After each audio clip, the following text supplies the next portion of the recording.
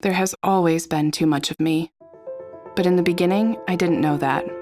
They called me Shirley Temple with my big curly hair and a presence that spilled out around me. I drew people in without trying. Being big in my tiny body was like breathing to me. But beginnings are never forever, and this was no exception. I don't remember exactly when I crossed the line. You know the one. On one side, you're right-sized. On the other, you've grown too big. Maybe you laughed too loud or dreamt too much or dared to move in a body that refused to behave. Maybe you were angry or ambitious, or maybe that was just me, but I don't think so. I think we all know what it means to straddle this line. Hey, could you tone it down a little? They said, no one likes a girl who's so smart. Are you sure you want to eat that, baby? It really is more food than you need. God, you would be so pretty if you smiled more. The words they used didn't matter. The message was always the same.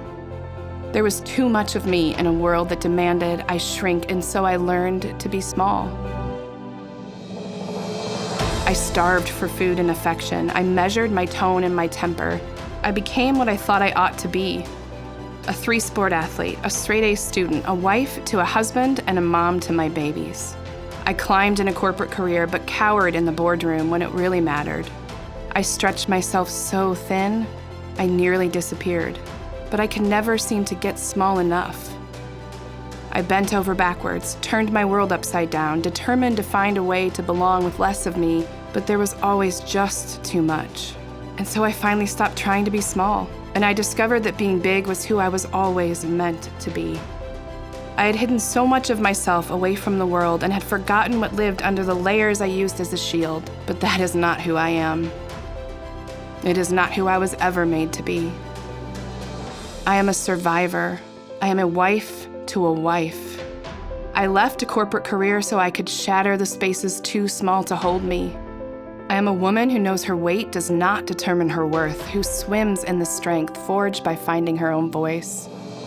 And I know the world is more than it used to be when I am all of me in it. And I know the same is true for you. Your work, your world, it is made better than it used to be when you are all of you in it. But you have to reach back further than the fear to find the freedom on the other side. You have to be willing to strip the layers you've used to hide yourself and step into the light. It's okay if you don't know how, I'll go first. And together we will find a way to make this world full of freedom, one little layer at a time.